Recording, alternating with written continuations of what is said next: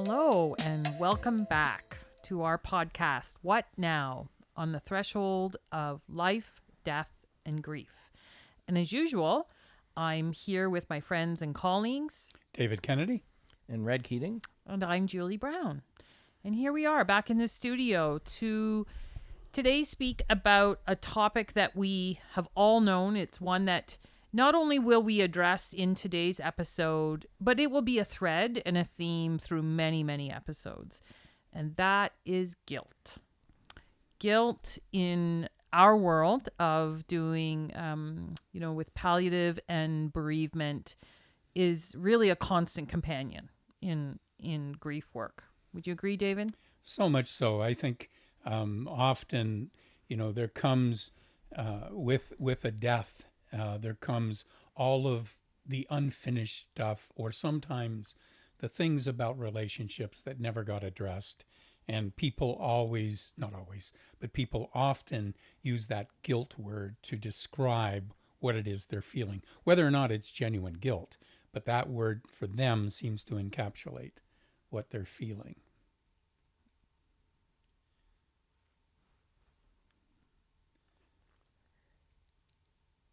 It sounds like you're talking about regret.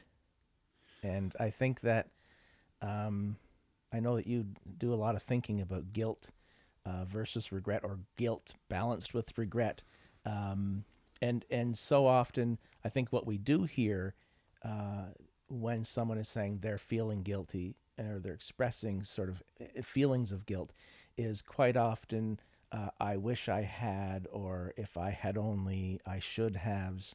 Those kinds of statements. So Can you speak to us a little bit more about, because I know you do a lot of thinking about this, David. It came, and thanks, Red, it came out of a lot of thinking, because I used to, when I hear that word guilt and people express to me how they feel so guilty, and I would listen to them as they described what that was for them, and it wasn't guilt. It wasn't that they had done anything wrong.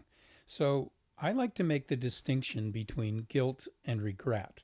If regret is, if I'd have known then what I know now, I would have done things differently. So if I'd have known that my husband was going to have a heart attack, I wouldn't have gone out that night. I would have stayed home.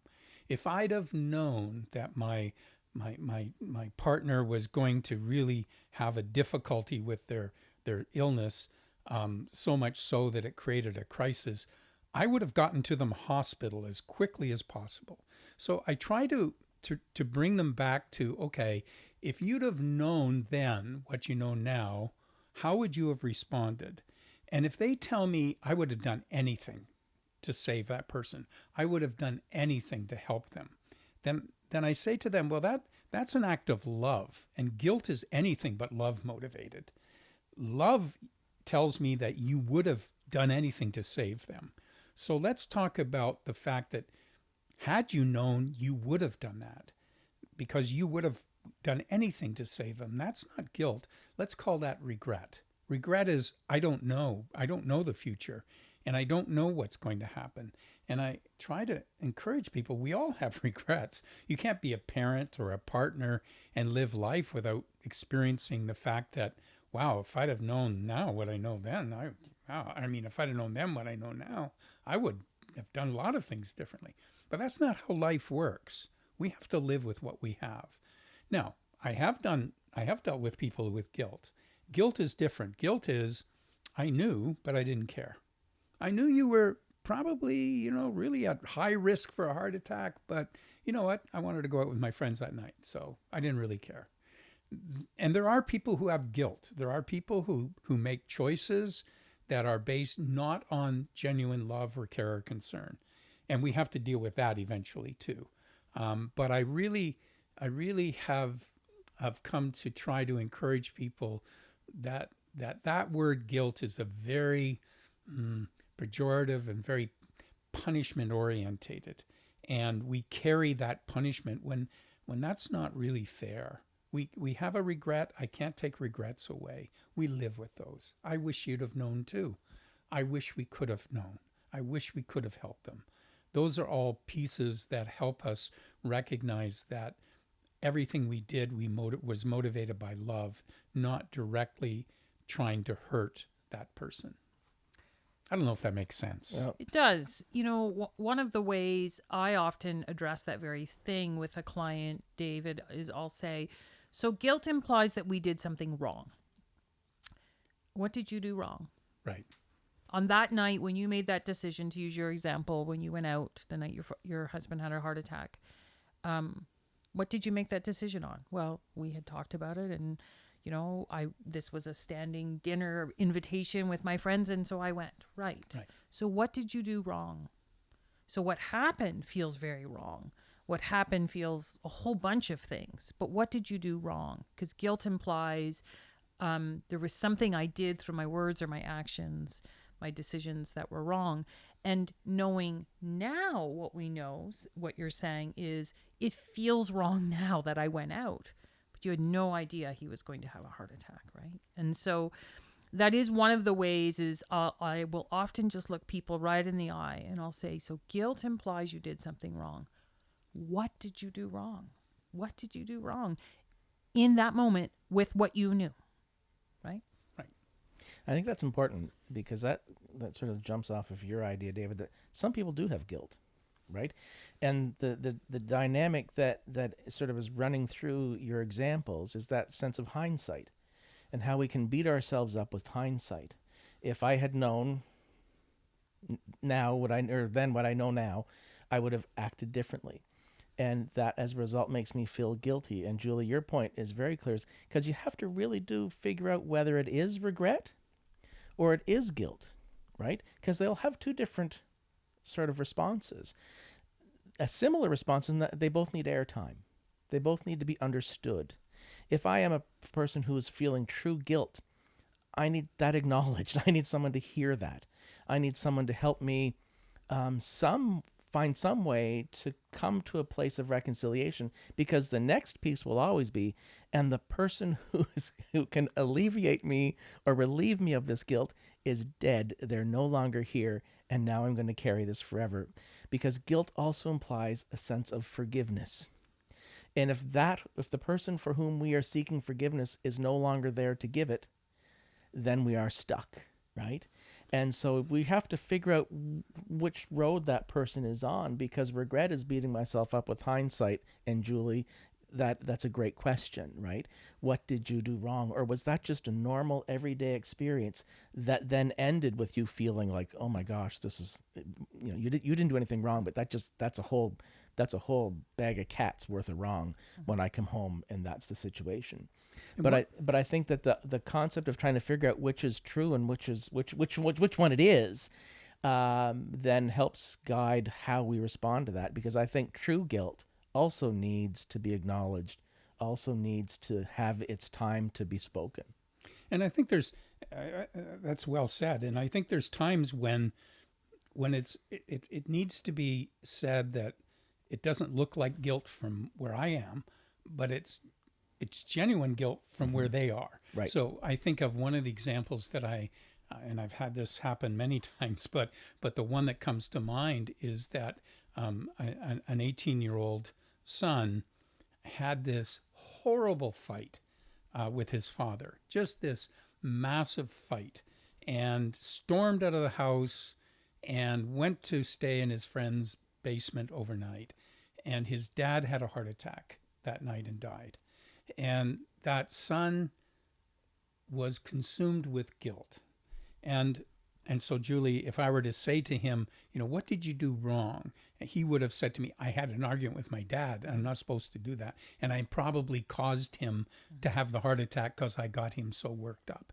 So, I can look at it and say, well, every 18-year-old has arguments with their father, and you didn't do it in order for him to die. I could have said all those things around regret, but the truth was he felt that, and he needed to have that dealt with, not have it excused away. Mm-hmm. So in that case, I had to approach it as, okay, this is something for which you feel absolutely guilty, and until we can work with that guilt, then we're going to simply be feeding that into a hole. Yeah, I completely agree, David, because when we move into, if whether we do this as therapists or whether, well-meaning family or friends say, basically the don't feel guilty and here's why you shouldn't feel guilty Exactly. in your example, because all 18-year-olds have conflicts with their parents. That's kind of a form of emotional bypassing is what that is. It's like, let me give you what you should think as a way to go around how you feel. And so we're not trying to do that. We're trying to make space for all of that. And so in your example, he feels really kind of connected that guilt is very accurate. And so then we have to meet that in a very different way. And maybe you guys can say how you work with that. I'm thinking of some of the clients I work with where they are really stuck in this place of guilt, and in particular where they felt that there was suffering for the person at the end and that they couldn't alleviate the person's suffering, or maybe they weren't there at the time of death, for example. And I'll say to them something about, okay, so you weren't, I'm going to use that example, you weren't with them when they died alone. So what do you think that was like? They have whatever they're forecasting about that. And then I'll say, and what do you think they experience now? Regardless of their spiritual beliefs, often it's something, they'll often say, well, I don't think they're probably feeling anything now. It's like, right. So even if they were, struggling or in pain now, this pain that you're carrying that still feels very much alive for you, it's not alive for them anymore. Right? So sometimes it's like helping their brain connect from that point of where the guilt started to now. And it's like that person is not struggling with that anymore. Your brain is still carrying it, but that person. So sometimes I find it's like we have to help the brain move forward through that. Does that make sense? Mm-hmm. Yeah. For me, I think it's there's two ways. One of them, I find ritual one of the ways to deal with this, in a ritualistic way, to find a way to experience that forgiveness. And you're absolutely right, Red, when you talk about guilt really asks that. That's what it's looking for in order to be dealt with. And obviously we can't get that from the person. So is there a way that we can design a ritual that allows that person to express what it is they need forgiveness for? And then often I will say to them, and sometimes I ask them to write that in a letter form, and sometimes I ask them to take it to the cemetery, to the grave. They can bury it, they can burn it, they can sit and read it. And then I will say to them, if your dad were here, so to this 18-year-old, if your dad were here and you asked for your forgiveness, what would he say to you? And try to build on that, that kind of response that hopefully would be there. But sometimes that ritual itself allows them to do that. The other way is to not reframe, but to understand what forgiveness really is in us, that forgiveness doesn't need the other person in order to do that. Forgiveness is really finding a way to get rid of all of the stuff that this has done to me, that I don't want to carry anymore. And we can go down that road too. But my first approach tends to be with some type of ritual that allows for a forgiveness. I don't know how you have dealt with it over the years. Yeah. Those are great ways of managing. I will sometimes talk about the guilt and what it's doing. What's the purpose? Why do you continue to carry it? What is the guilt bringing to your life? It's there. You're living with it. You're carrying it. What do you think the purpose of it is? And just to get them to talk about what they're carrying, and then figure, well, why am I carrying it? To your point, Julie, because I'm the only one carrying it now. And to your point, David, the person for whom's forgiveness I'm seeking is no longer able to give it. So then generally the question comes around to, I like the idea of ritual, but through that ritual, can I also forgive myself? Right? Because they've put themselves on the hook. They have to bring themselves off of the hook. And so I think if they can see the function of the guilt and see that it is serving no good function at a certain point, maybe at a certain point it was serving them a function, but if they can see that the function of the guilt is not serving their lives in any positive way anymore, then maybe then they can address the idea of shedding it, of ridding themselves of that guilt through, and I think forgiveness is a huge part of it, through an ability to say to themselves and to be kind to themselves and say, I forgive myself. I know that whoever I feel like I've wronged or I've regressed or transgressed would forgive me, but I need to also forgive myself. And then I do believe the power of ritual to be able to say, to give it that point of punctuation, to say, now I give it out. I hand it over to, the forces that be. And I think I love that idea of a hook. And I think the problem is that hook is a hook of perfection. Mm-hmm. We're not allowed to make mistakes. And I say to people, you know what? Yeah, you messed up, but welcome to humanity. Mm-hmm. And that doesn't absolve us from all of the need to find forgiveness. But I am saying that you hold yourself to a standard that I'm not sure is attainable on levels.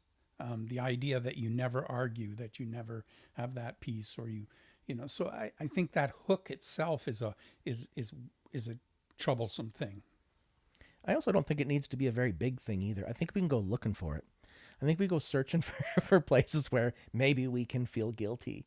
And that's why I think it's important to look at the role of guilt, because I think one of the roles guilt plays is an ability to feel like you're in control of something in a situation where you feel like you have no control. Exactly.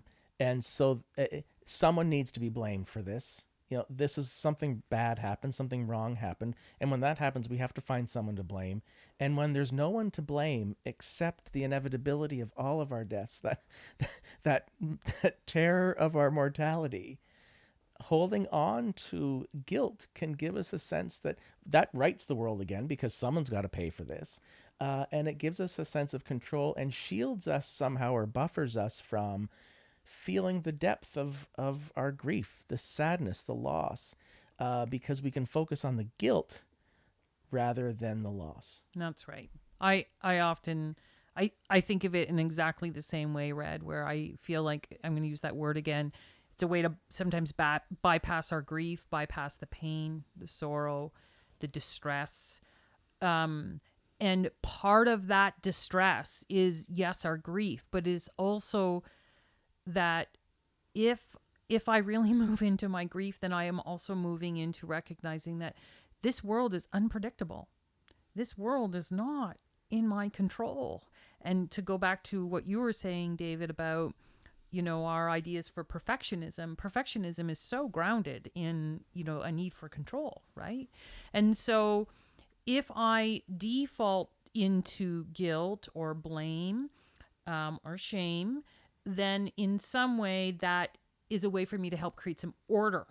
Now, it causes me more suffering, but it also creates some order for me. So kind of sometimes getting stuck in that actually serves a protective function too, right? So if we don't just look at this as like a bad place to get to, sometimes I will just kind of sit back and go, okay, so this is also being really protective, because the person is not having to kind of really walk into the dark places of all of that, all those feelings associated with the grief.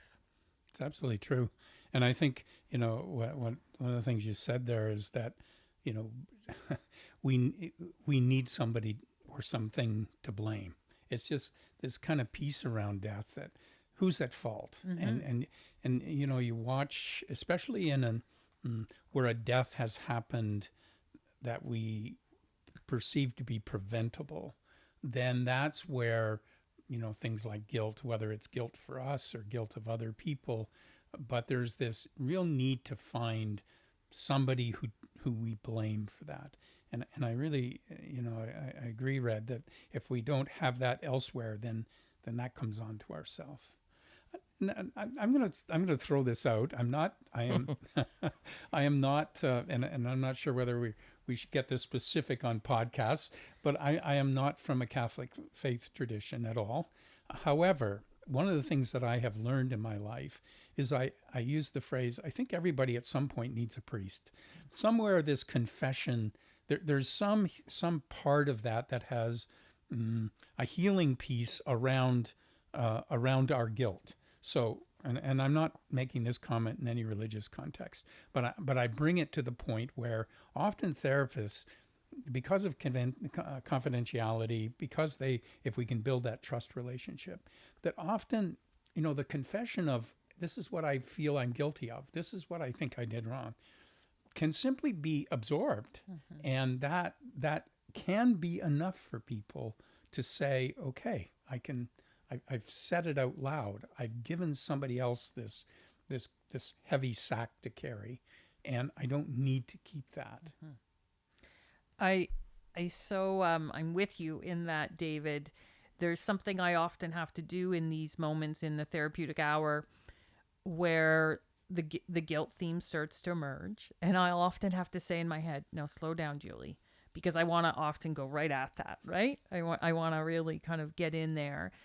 And then I'll often have to just say, like, give it space. Like, let them really kind of talk about this. Ask them questions about it. Be really curious about it. And sometimes the curiosity in of itself helps it kind of lose a little bit of its power, right? Like, oh, really? So tell me more about that. But I do find that the giving it space, because if I come at it right away, then sometimes I'll find the person will, we can be quite identified, right, with it. And again, if it has a protective mechanism, it's serving a purpose, to use your phrase, Red. And so I'll often say to myself, and I'm sharing this with you because if you're someone who's speaking to someone or supporting someone, dealing with grief, don't go at it right away. Let it have some space. Let the person confess, I'm saying that in air quotes, and give it some space, and then come back around it and maybe ask some questions. But saying don't feel guilty, that's not helpful. No. That's not helpful. And again, that's a way we do that emotional bypassing, where we're trying to solve an emotional issue with a cognitive thought. So, but it does need some space, and yeah, maybe part of that is the confession.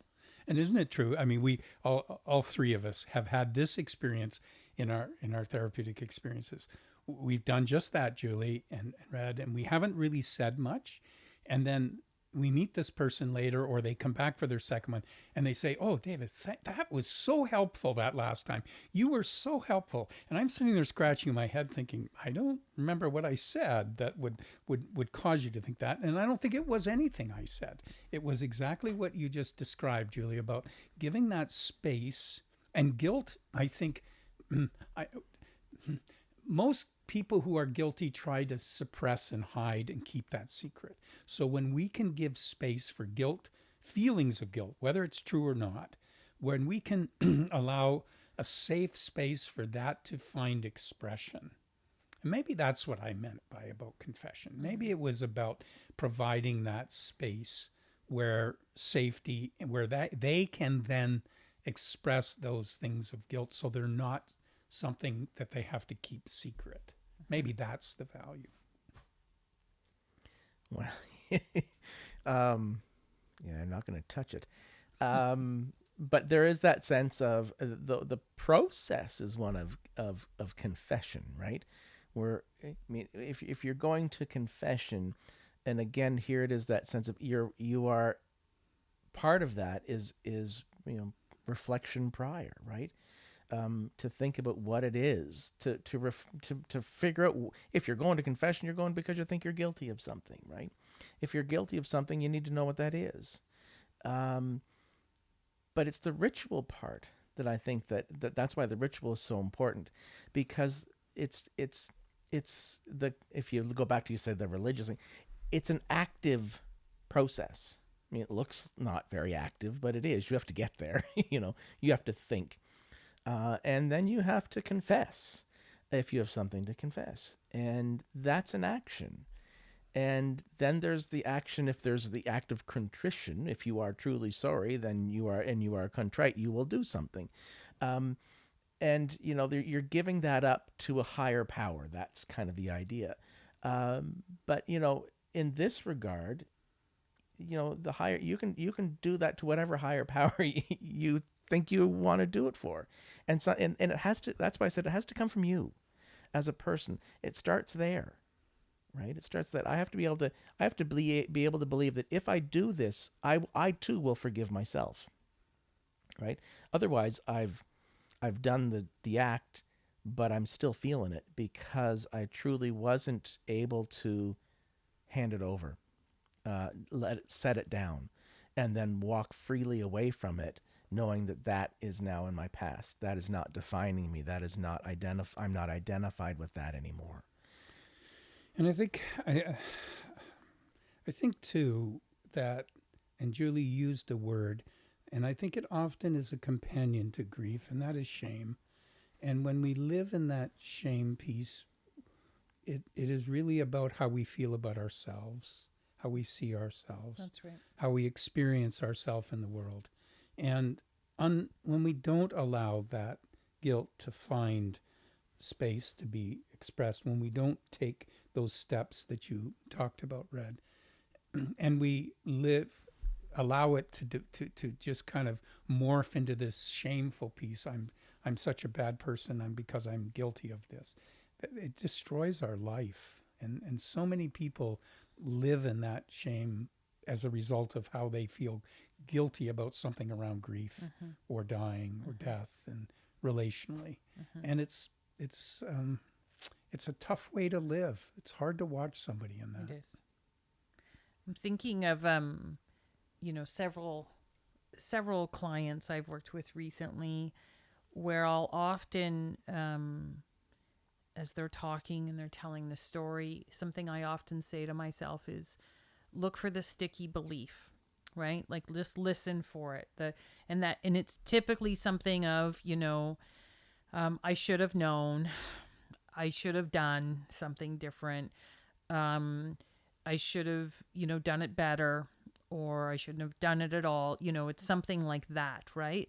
And so I often will, as they're telling the story, I'm often on the lookout for where's the place of the blame or the sense of over responsibility, or even that sense of like the magical thinking around, I could have been able, woulda, coulda, shoulda, been able to, if I'd only done it differently, then maybe it would have had a different outcome, right? And it's like, or maybe the outcome would have been the exact same. And again, that goes back to that place of control. I want to believe that if I had stayed at the bedside, he might not have died that night, right? If I'd gotten on the plane earlier and arrived at the hospital, right? So I often, when I'm listening to people, I'm just listening for that place of kind of like, an assumption of kind of too much responsibility, or thinking that they've done something wrong.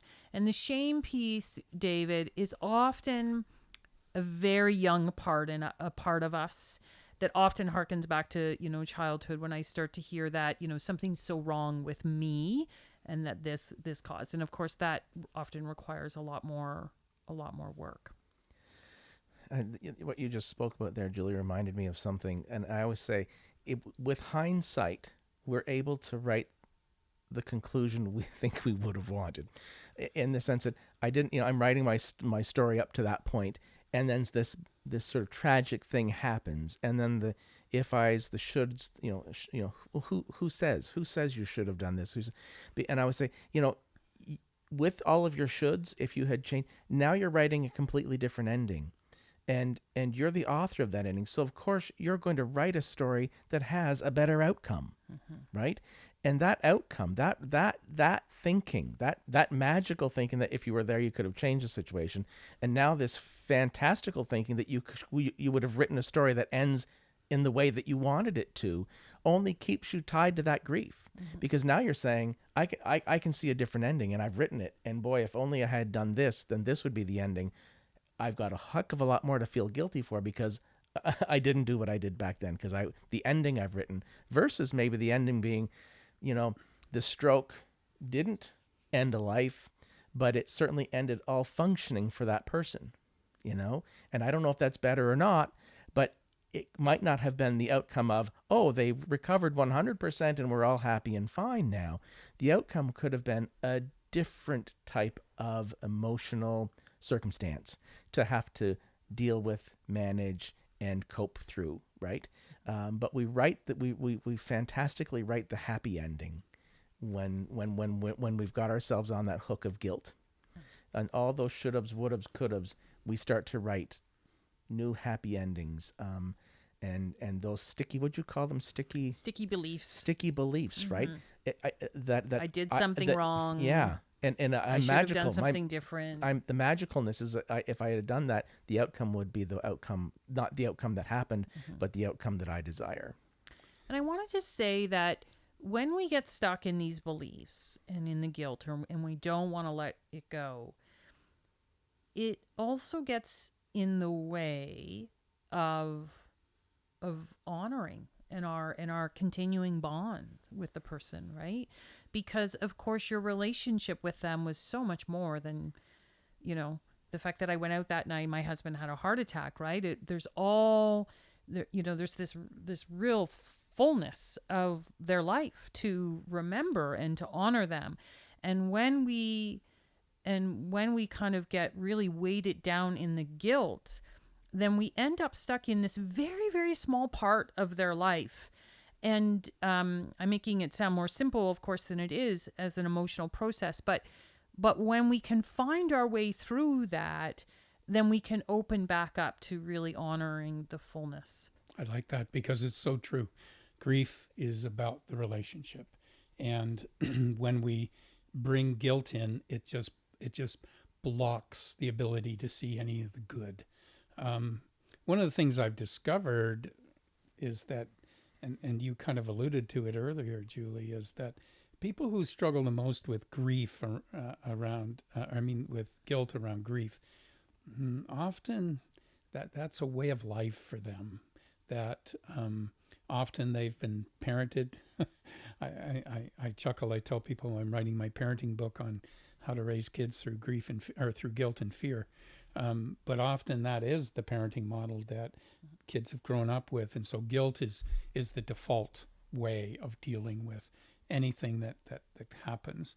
And so it often can be a long process. So because we're dealing with multiple issues here, it's not easy for people to simply find a way around feeling guilty if that's been a modus operandum for them, Sorry, I was going to say the other effect that it can have too is that it can isolate you, because if you're feeling that strong sense of guilt, then guilty people need to be punished. So you are no longer allowed to be happy. You are no longer allowed to have fun, and people start to drift away from folks because all the things that they try to sort of create a mood that's a little bit lighter than heavy guilt. It can sometimes be met with that sense of the wall of guilt overwhelms them, and they get exhausted trying to help.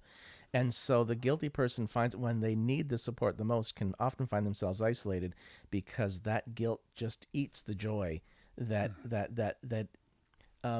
maybe it not initially is seen in the future, but is there in the future somewhere. But it really can block people. And we need moments like that in our grief. We need to be able to laugh. We need to be able to have moments that are lighter because we can't stay there forever. No. We can't stay there all the time. We need that lightness, and guilt can really sort of blow the candle out. So as we wrap up today, I mean, I can feel that there's so much more we want to say. I know for sure I do. But I do think this is a theme we're going to come back to. It's going to come up in many of our other topics.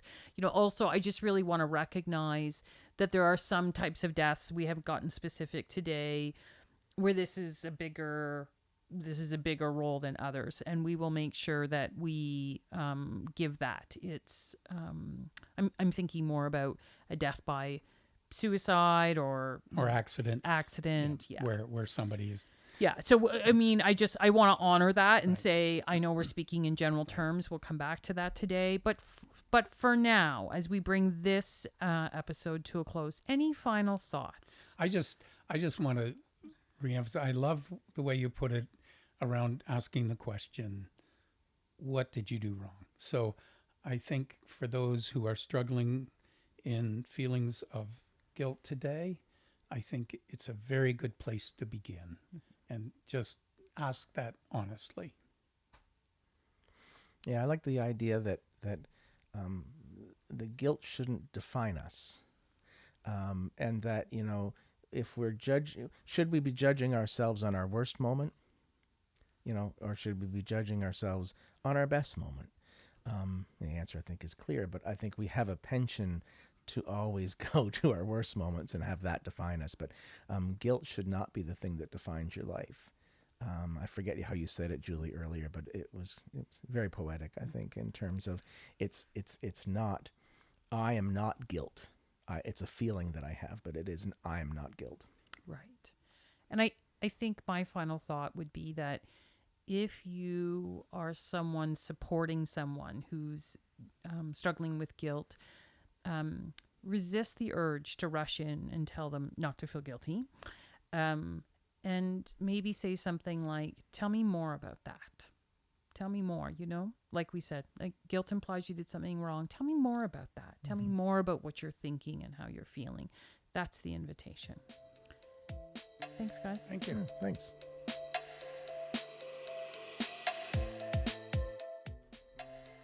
Thanks for listening to What Now? On the Threshold of Life, Death, and Grief. What Now is produced in partnership with Hospice Peterborough. Music by Paradise Garage. Technical support by Sean Heichert. What Now is recorded at Thin Spaces Studios. You can find more episodes of What Now for free on most major podcast platforms, including Spotify, CastBox, Apple Podcast, and Overcast.